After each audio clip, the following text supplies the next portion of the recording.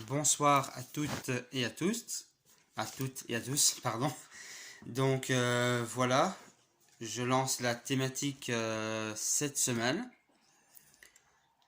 Vous avez eu un peu des avant-goûts au niveau du groupe. Je l'ai annoncé aussi sur le groupe que la thématique de ce soir va débouler sur le live donc de demain soir. On parlera d'un sujet qui sera très proche de la thématique d'aujourd'hui soir.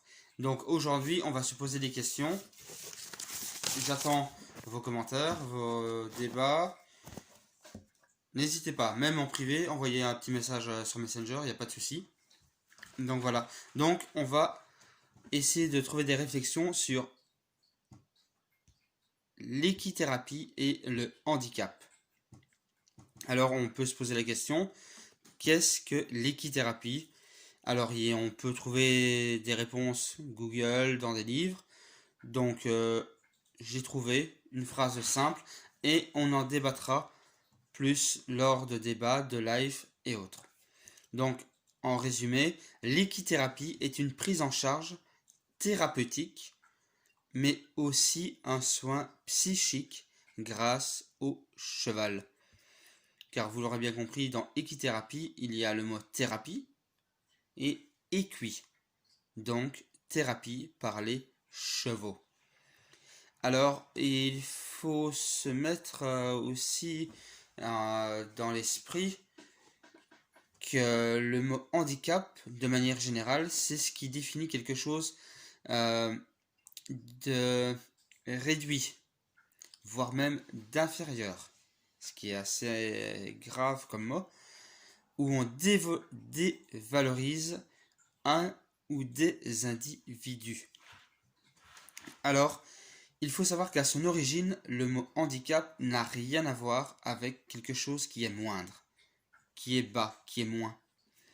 L'origine du mot handicap vient d'une expression anglaise vers la fin du XVIIIe siècle où tout simplement lors d'une transaction, lorsqu'il manquait quelque chose pour payer la transaction ou donner quelque chose en plus, le ou les personnes mettaient quelque chose dans le chapeau de l'autre personne. Ils mettaient une somme d'argent par exemple ou autre chose de valeur pour rajouter. Donc c'était un plus. Donc ça s'écrivait hand in cap, ce qui veut dire mettre la main au chapeau. Hand in cap qui s'écrit H-A-N-D espace I-N espace C-A-P. Mettre la main au chapeau.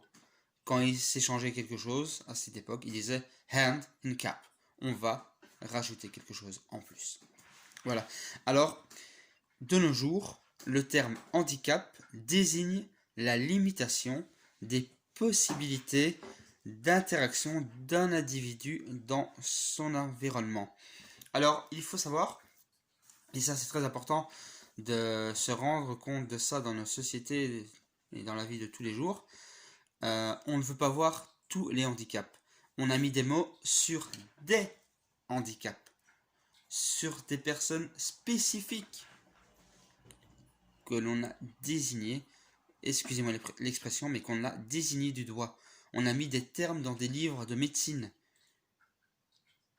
pour désigner des personnes soi-disant qui ont un handicap. Alors que chaque personne a son propre handicap. Et ça, il faut en avoir bien conscience.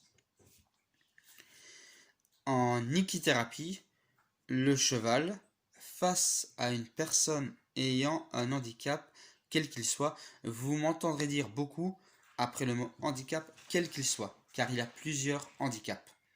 D'accord? Je reprends l'exemple flagrant. On va prendre un exemple un peu commun, la personne en fauteuil roulant.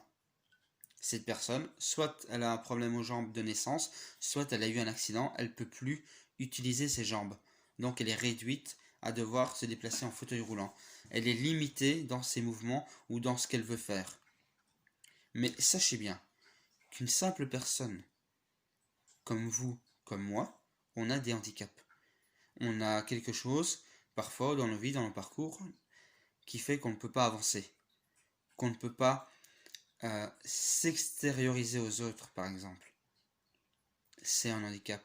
On est limité dans le mouvement, dans notre façon de penser. On a des blocages. Donc oui, lorsque vous voyez une personne dans un fauteuil roulant ou autre, qui a un problème mental ou autre, quel qu'il soit, ne dites pas, oui, c'est une personne handicapée. Mais si vous réfléchissez au plus profond de vous, si vous regardez votre propre vie, vous saurez que vous avez un handicap qui à un moment donné dans votre vie vous a bloqué sur des choses. Donc vous êtes à égalité. On a nos propres handicaps. Donc oui, on n'est pas égalité, parce qu'on peut utiliser nos jambes par exemple, mais on a un handicap. Lui, à cette personne, son handicap, c'est parce qu'il ne sait plus utiliser ses jambes. Nous, par exemple, on ne peut plus utiliser nos émotions. Voilà, tout simplement. Ça, il faut en prendre bien conscience. Et il faut en faire prendre conscience à la société. À la société. Merci. Alors, ce qui est bien avec les chevaux, c'est une personnalité magnifique, si je puis dire ainsi, si on peut utiliser comme certaines personnes humaines, les chevaux ont quelque chose d'extraordinaire en eux. Il n'y a pas de faux semblants avec les chevaux. Ils sont d'une vraie sincérité. Car le cheval est un être social et pacifique, doué de cette extrême sensibilité, notamment avec la communication non verbale. Ce en quoi il excelle. Un animal qui n'a pas notre langage va utiliser d'autres façons de nous faire comprendre des choses. Et c'est ça qui fait cet instant unique entre une personne ayant un handicap, quel que soit son handicap, comme moi par exemple, pendant des années je vais vous dire, j'étais quelqu'un d'assez réservé, assez timide, voilà, j'ai fait un travail sur moi-même, parce que j'avais un handicap, je n'arrivais pas à m'exprimer, c'est un handicap. J'ai utilisé les chevaux quand j'étais jeune et enfant pour m'extérioriser par exemple. On ne parlait pas d'équithérapie, mais c'était une sorte d'équithérapie. Donc en équithérapie, ce qui est important, c'est tout ce que le cheval va apporter, ce qu'il va mettre en avant, ce qu'il est, lui, en tant qu'être, en tant que cheval, en dehors du tiers humain. Car en dehors du tiers humain, il n'a pas cette réflexion de jugement. Il y va avec lui-même. Ce qui va permettre cette rencontre, cet échange avec une personne en situation de handicap.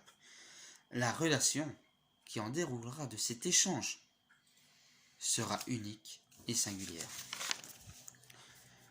Donc, chacune et chacun d'entre nous avons des peurs, des craintes au plus profond de nous et dans nos vies, avec nos parcours, nos histoires.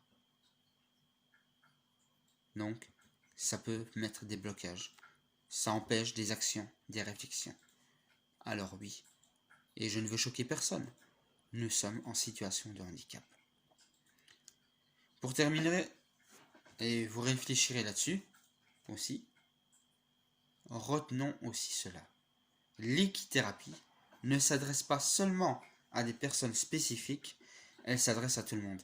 L'équithérapie est aussi bien une école de la vie que de l'humilité. Donc voilà, j'attends vos commentaires et demain j'espère que vous serez nombreux et nombreuses au live pour débattre. Voilà, bonne fin de soirée à tous.